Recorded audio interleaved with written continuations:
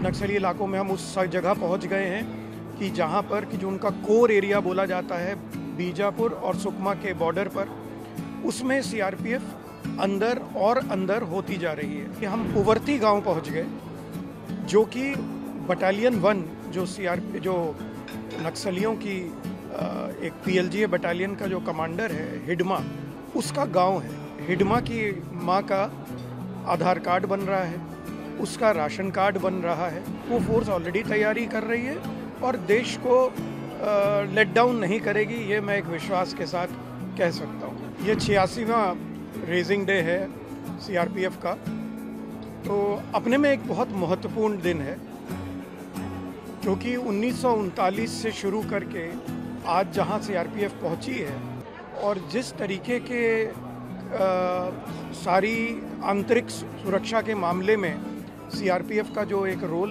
उभर के आया है, तो ये वाकई में अपने में गर्व का एक विषय है कि देश को जब जहाँ जहाँ आंतरिक सुरक्षा के लिए, राज्यों की मदद के लिए, नेशनल सिक्योरिटी इश्यूज पर ज़रूरत पड़ी है, तो सीआरपीएफ वहाँ पहुँची है। आगे चलते हुए जैसे हमारे स्पेशलाइज्ड यूनिट्स बन गई हैं, आरएएफ है जो कि सांप्रदायिक दंगों और लॉ एंड ऑर्डर सिचुएशंस के लिए, कोबरा यूनिट है जो कि जंगल वॉरफेयर में नक्सलियों के लिए, फिर हमारी वैली में क्यूएटी है जो कि अर्बन टेररिज्म के लिए है, वीआईपी सिक्योरिटी यूनिट है। ये इन सब का आगे चलते बहुत काम बढ़ने वाला है। जैसे आप लोग सब देख ही रहे हैं कि मणिपुर एक संवेदनशील इलाका है, उसमें भी आने वाले समय में सीआरपीएफ का रोल बढ़ेगा।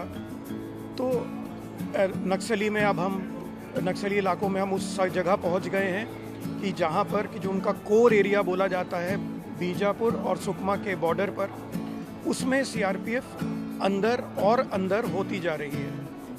हमारी लेटेस्ट उपलब्धि रही सीआरपीएफ की एज अ फोर्स कि हम पुवर्ती गांव पहुंच गए, जो कि बटालियन 1 जो नक्सलियों की एक पीएलजीए बटालियन का जो कमांडर है हिडमा, उसका गांव है।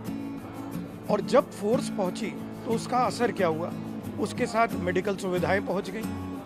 तो हिडमा की माँ का आधार कार्ड बन रहा है, उसका राशन कार्ड बन रहा है।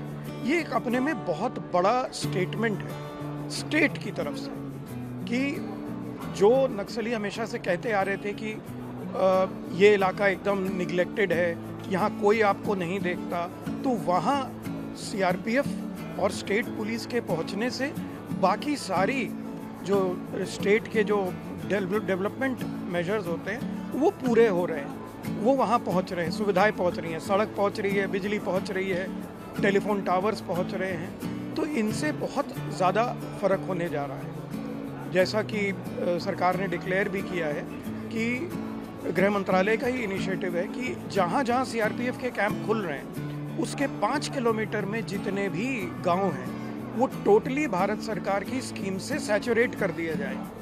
तो जब ये होगा तो इसका असर होना ही होना है, लोग नक्सलवाद से दूर जाएंगे ही जाएंगे। अब कितना समय लगेगा ये कई चीज़ों पे डिपेंड करता है, और अगर हम नक्सलवाद के एरिया से बाहर निकले तो आने वाले समय में जम्मू कश्मीर में, जम्मू एरिया में जैसी स्थिति उभर रही है, उसमें सीआरपीएफ का रोल बिल्कुल बढ़ेगा और फोर्स उसके लिए तैयार है। किसी भी तरीके से जो भी उसके लिए करना है वो फोर्स ऑलरेडी तैयारी कर रही है और देश को लेट डाउन नहीं करेगी, ये मैं एक विश्वास के साथ कह सकता हूँ। और जो भी प्रयास होंगे उसमें सीआरपीएफ को पाया जाएगा कि ये है साथ में, और जो हमारा राष्ट्र का उद्देश्य है उसको पूरा करने में पूरी सक्षम भी है। बहुत अच्छे अधिकारी हैं, बहुत अच्छे जवान हैं।